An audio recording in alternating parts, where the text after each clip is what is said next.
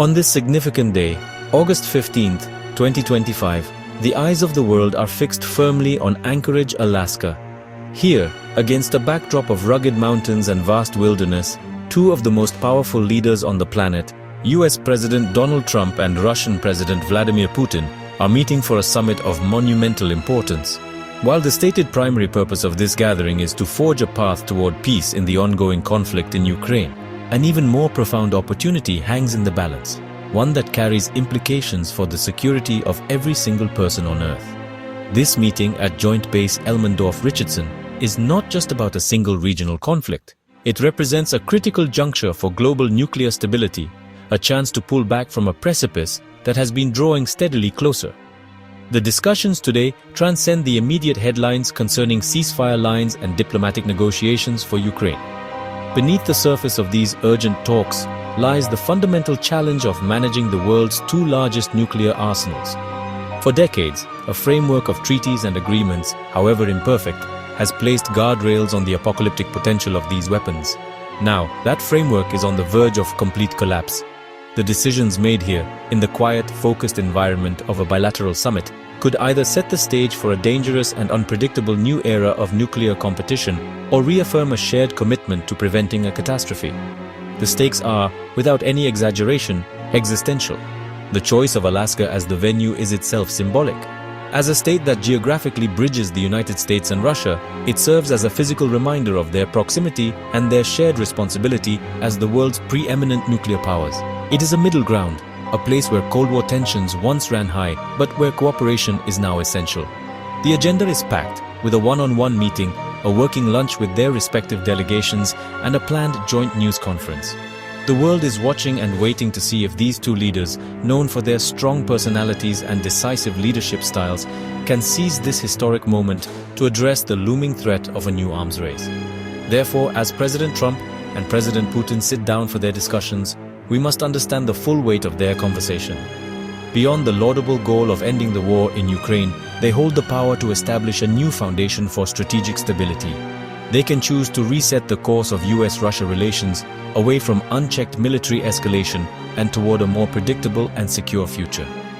The outcome of this meeting in the last frontier will not only define their legacies, but will also reverberate across the globe for generations to come, determining whether the world becomes a safer or a far more dangerous place. At the very heart of the current nuclear predicament is a rapidly approaching deadline with a rather technical name, the expiration of the New Strategic Arms Reduction Treaty, or New START. This agreement, which entered into force in 2011, is the last remaining pillar of a half-century of arms control between the United States and Russia. Its function is straightforward but absolutely vital. It limits the number of deployed strategic nuclear warheads and bombs that each country can possess. Furthermore, it caps the number of intercontinental ballistic missiles, submarine-launched ballistic missiles, and heavy bombers equipped to carry nuclear weapons. It is the essential break on a full-blown strategic arms race. The treaty also established a robust system of verification, allowing each country to conduct on-site inspections of the other's nuclear facilities and to exchange detailed data about their arsenals. This transparency is crucial because it builds confidence and prevents military planners from falling back on worst-case assumptions about the other side's capabilities and intentions. It allows both Washington and Moscow to know, with a high degree of certainty, the size and composition of the other's strategic forces. Without this verified information, suspicion and paranoia would inevitably fill the void, compelling each nation to build up its forces just in case the other is secretly doing the same. It is this predictability that fosters stability in an otherwise tense relationship. The problem is that this critical treaty is set to expire in less than 6 months, in February 2026. If it simply lapses without a successor agreement in place, the world will find itself in an incredibly perilous situation. For the first time in more than 50 years, there will be no legal constraints whatsoever on the nuclear arsenals of the world's two largest nuclear powers. This looming treaty cliff is not a distant, abstract problem. It is an immediate crisis that demands attention at the highest levels. The intricate and time-consuming process of negotiating a new comprehensive treaty cannot possibly be completed before the deadline, which makes a political agreement between the two presidents today an absolute necessity. The consequences of inaction would be severe and immediate. Military establishments in both countries would almost certainly advocate for expanding their nuclear forces to gain a perceived advantage or to hedge against uncertainty. This would trigger a classic action-reaction cycle, a new nuclear arms race that would be costly, destabilizing, and incredibly dangerous. It would divert immense financial resources away from other pressing national needs and would dramatically increase the risk of miscalculation or accident leading to a nuclear exchange. The ticking clock on New START is a countdown to a more hazardous world, and the summit in Alaska offers one of the last best chances to stop it. The prospect of a world without any limits on US and Russian nuclear arsenals might seem like a distant concern for people preoccupied with their daily lives, but its consequences would be felt far beyond the corridors of power in Washington and Moscow. A new nuclear arms race would fundamentally alter the global security landscape, making the world a more volatile and frightening place for everyone. When the two largest nuclear powers abandon restraint, they send a powerful signal to other nations that nuclear weapons are becoming more, not less, important for national security. This could encourage countries that do not currently possess nuclear weapons to pursue them, and it could prompt existing nuclear powers like China to accelerate their own buildups. This ripple effect, known as nuclear proliferation, is one of the gravest dangers of letting arms control collapse. The more countries that possess these devastating weapons, the greater the statistical probability that they will one day be used, whether by design, accident, or miscalculation.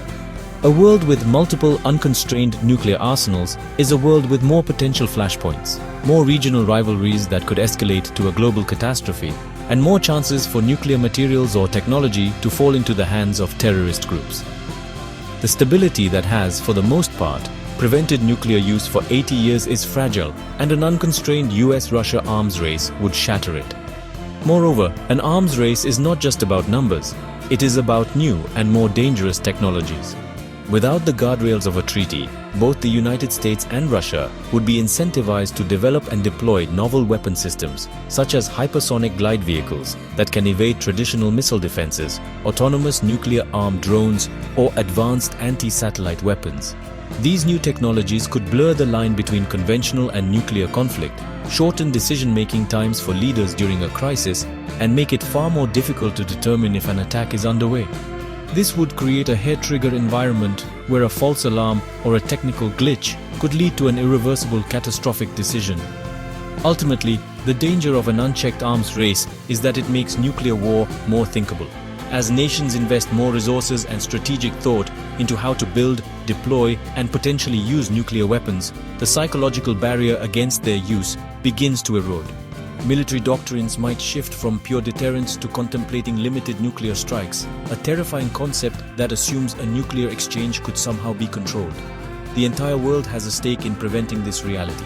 The safety of cities from New York to Paris to Tokyo depends on the leaders of the United States and Russia choosing restraint over competition. Their decisions in Alaska will determine if we move toward a safer future or slide backward into a new age of nuclear fear. In the complex world of international diplomacy, few problems have such a clear and direct solution as the one facing nuclear arms control today. While many global challenges require the consensus of dozens of nations and intricate, years-long negotiations, the immediate threat of a new nuclear arms race can be averted by the political will of just two individuals, Donald Trump and Vladimir Putin. This is because the United States and Russia are in a league of their own when it comes to nuclear weapons. Together, they possess over 90% of the world's entire nuclear arsenal. What they decide to do, or not do, effectively determines the strategic nuclear reality for the rest of the planet. This concentration of power places a unique and profound responsibility on their shoulders. They do not need the permission of the United Nations, the European Union, or any other international body to agree on a path forward. The decision to prevent an arms race is a sovereign one that rests entirely with them. By reaching a simple, clear understanding in Alaska, they can instruct their vast government bureaucracies, their diplomats, military leaders, and scientists to halt preparations for a post-New START buildup and instead focus their energies on negotiating a more permanent solution. A handshake and a joint statement from these two men would carry more weight than 1,000 resolutions from other international forums. Their personal leadership styles also play a crucial role. Both President Trump and President Putin have demonstrated a preference for direct, top-down decision-making, and have shown a willingness to challenge the established orthodoxies within their own governments. While this can sometimes create unpredictability, in this specific context, it can be a decisive advantage. They can cut through the bureaucratic inertia and diplomatic red tape that often bog down arms control efforts. They have the authority to make a political commitment on the spot, creating the necessary momentum to overcome the technical and political hurdles that will inevitably arise in follow-on negotiations. This is a moment that calls for bold executive action, not for cautious incremental diplomacy. Therefore, the summit in Alaska is not merely a symbolic meeting. It is a moment of supreme agency for these two leaders. They are not beholden to complex alliances or multilateral constraints on this particular issue. The choice is stark, and it is theirs alone to make. They can allow the established logic of military competition to take its course, leading the world down a path of escalating danger and expense. Or they can exercise their unique power to choose a different path, one of mutual restraint, strategic predictability, and shared responsibility. The fate of the global nuclear order rests, in this moment, in their hands, and the world is waiting for their choice. To prevent a strategic freefall after New START expires, Presidents Trump and Putin do not need to finalize a complex new treaty in Alaska. Instead, they can agree on a clear 6-point framework that would serve as a political floor for stability and buy precious time for their negotiators. The first and most foundational step would be to publicly and jointly reaffirm the principle that a nuclear war cannot be won and must never be fought. This powerful statement, first issued by Ronald Reagan and Mikhail Gorbachev and reiterated by the 5 permanent members of the UN Security Council in January 2022, is the bedrock of strategic restraint.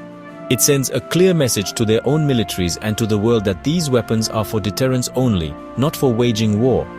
The second step would be a direct commitment to cap their arsenals. Both leaders could publicly pledge that, even after New START formally expires, neither country will build up its deployed strategic nuclear forces beyond the treaty's central limits. This voluntary reciprocal cap would effectively prevent a near-term arms race from igniting the moment the treaty disappears. It would act as a political bridge, maintaining predictability and stability, while negotiators work on a more formal, verifiable follow-on agreement. Such a pledge would be simple, easily understood, and would immediately calm anxieties in capitals around the world, demonstrating a serious commitment to continued restraint. Third, they should jointly affirm that neither country sees a need to resume explosive nuclear testing. For decades, a global moratorium on nuclear testing has been a critical norm in non-proliferation efforts. A joint statement from the leaders of the 2 largest nuclear arsenals would powerfully reinforce this norm at a time when it is under strain. It would signal to the rest of the world that the path to security does not lie in developing new and more destructive warhead designs.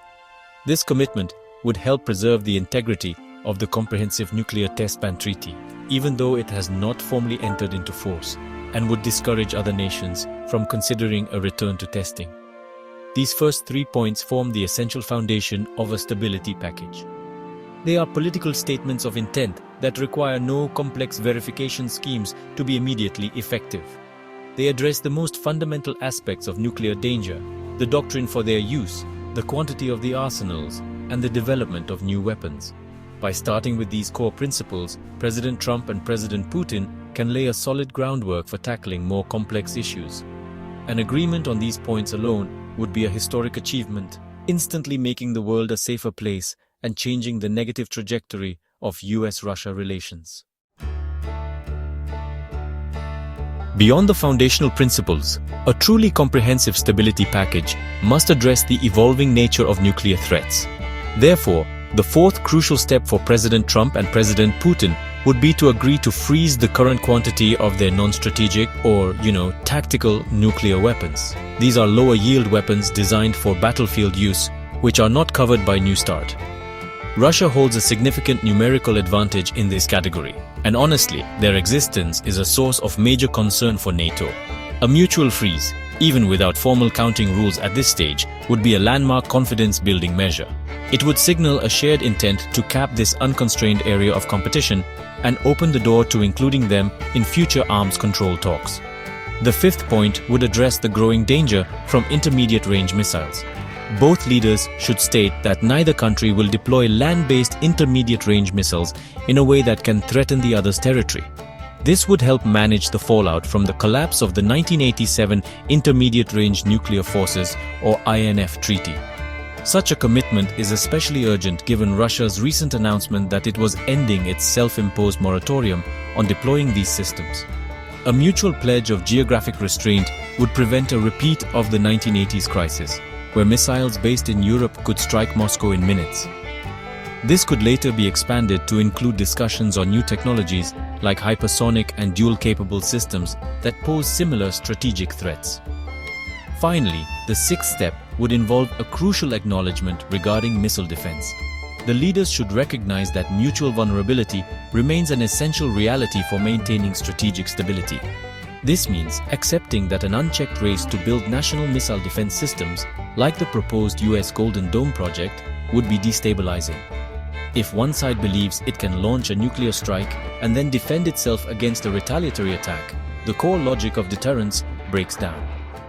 A statement acknowledging that neither side can achieve absolute security through defensive systems alone would signal a commitment to avoiding a costly and honestly futile offense-defense arms race, preserving the balance that has kept the nuclear peace.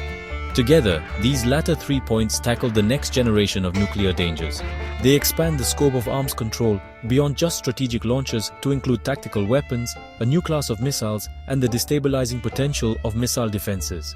An agreement in principle on these issues in Alaska would represent a huge leap forward. It would demonstrate that both leaders are not just trying to preserve the past, but are looking ahead to manage the complex technological challenges of the 21st century. It would create a comprehensive agenda for their negotiators and set a new, more ambitious standard for global arms control. An agreement in Alaska on the 6-point framework would do more than just manage the immediate crisis. It would create the political space and momentum for a much broader and more substantive dialogue on strategic stability. By establishing a baseline of mutual restraint, Presidents Trump and Putin could instruct their respective governments to resume the difficult but necessary work of hammering out the technical details for future agreements. This would reinvigorate the arms control process, which has largely been dormant, and allow experts from both sides to engage on a host of modern security challenges that were not envisioned when past treaties were written. The summit's success would be a green light for real work to begin. This renewed dialogue could then address the increasingly complex multipolar nuclear world. While the US and Russia still hold the vast majority of nuclear weapons, China's rapidly expanding arsenal is a growing factor in the strategic equation. A foundational US-Russia understanding makes it more feasible to eventually bring China to the negotiating table. A bilateral cap on US and Russian forces, for example, could serve as a basis for proposing trilateral limits. Furthermore, the leaders could pledge to work with other nuclear-armed states, such as the United Kingdom, France, India, and Pakistan, to improve crisis communication channels and establish shared norms like pre-launch notification for ballistic missile tests, reducing the risk of accidental war. The agenda for these future talks would also need to include disruptive new technologies that are blurring the lines of warfare. The militarization of space, the development of artificial intelligence for command and control systems, and the proliferation of advanced cyber weapons all pose new risks to strategic stability. These domains are currently an unregulated Wild West, where a misunderstanding could quickly escalate into a conflict with nuclear implications. A successful summit would create a forum where American and Russian experts could begin to develop rules of the road for these new technologies, ensuring that they do not create unforeseen pathways to catastrophe. Ultimately, the agreement forged in Alaska should be seen not as an endpoint, but as a critical starting point. It is the political breakthrough needed to unlock progress on a wide array of interconnected security issues. By acting now, President Trump and President Putin can do more than just prevent the expiration of New START from triggering an arms race. They can launch a new era of strategic dialogue fit for the challenges of the 21st century. This would create a more resilient and adaptable arms control architecture, one that can evolve to manage new threats and include new actors, ensuring that the world remains safe from nuclear danger for decades to come. The idea that two adversarial leaders can come together to curb a nuclear arms race is not a hopeful fantasy. It is a recurring theme in the history of the Cold War and its aftermath. Time and again, American presidents and their Soviet or Russian counterparts have chosen pragmatism over ideology, when confronted with the specter of nuclear annihilation. They understood that despite profound political disagreements on nearly every other issue, their shared interest in survival had to take precedence. The current tensions over Ukraine, while serious, are not insurmountable barriers to progress on arms control, and history provides a clear roadmap for success. Consider the summit between Richard Nixon and Leonid Brezhnev in 1972. It took place at the height of the Vietnam War, where the United States and the Soviet Union were backing opposite sides in a brutal conflict. Yet, amid this proxy war, they managed to sign the Strategic Arms Limitation Treaty, or SALT I, and the Anti-Ballistic Missile, or ABM Treaty. These agreements were historic breakthroughs that began the process of placing verifiable limits on their spiraling nuclear competition. They demonstrated that even in times of intense geopolitical rivalry, leaders could compartmentalize and cooperate on existential threats. Perhaps the most famous example is the relationship between Ronald Reagan and Mikhail Gorbachev. Reagan, who began his presidency by labeling the Soviet Union an evil empire, ultimately forged a remarkable partnership with Gorbachev. Their meetings in Geneva and Reykjavik, held against a backdrop of deep mistrust, paved the way for the 1987 INF Treaty, which eliminated an entire class of nuclear weapons. They proved that strong leaders could break with their own hardline rhetoric and political bases to make historic deals that enhanced the security of both nations and the entire world. Their personal chemistry helped thaw the Cold War and set a new standard for what was possible. Even after the Soviet Union's collapse, the work continued. Leaders like Bill Clinton and Boris Yeltsin, and later Barack Obama and Dmitry Medvedev, continued to build on this legacy, negotiating further reductions through the START II and New START treaties. These negotiations were never easy and often occurred during periods of friction over issues like NATO expansion or the conflict in Georgia. Yet, in each case, the leaders recognized that maintaining strategic stability was a paramount, non-negotiable interest. The challenge for President Trump and President Putin today is to draw on this rich history and establish a similar floor to prevent a complete strategic freefall. The summit in Anchorage, Alaska, is more than just another diplomatic meeting. It is a moment of profound decision with consequences that will stretch far beyond the snow-capped peaks of the Alaska Range. As President Donald Trump and President Vladimir Putin conclude their talks, they stand at a historic crossroads. One path leads to a future of unconstrained nuclear competition, a world of heightened fear, instability, and immense expense, where the risk of catastrophic miscalculation grows with each passing day. The other path leads toward a restoration of strategic predictability, a future where guardrails are put back in place and the shadow of nuclear war recedes. The choice they make today will define our collective security for the foreseeable future. The six-point plan on the table offers a pragmatic and achievable blueprint for averting disaster, reaffirming that a nuclear war cannot be won, capping strategic forces, forswearing nuclear testing, freezing tactical weapons, and showing restraint on missiles and missile defense are not radical ideas. They are sensible, logical steps rooted in a half-century of successful arms control practice. They do not require either leader to abandon their core national interests. On the contrary, they secure the most fundamental interest of all national survival. An agreement on these principles would be a resounding victory for common sense and a powerful demonstration of leadership. This is not a responsibility that can be delegated or delayed. The February 2026 expiration of the New START Treaty is a firm deadline, and the time to act is now.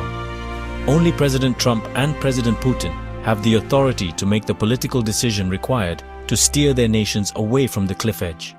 Their unique power as leaders of the world's two dominant nuclear arsenals gives them a shared and inescapable duty. Past American and Russian leaders, from Nixon and Brezhnev to Reagan and Gorbachev, rose to similar challenges during even darker times. They chose cooperation over confrontation when it mattered most, and we live in a safer world because of it. For the sake of global security, we must hope that their modern-day successors follow that example.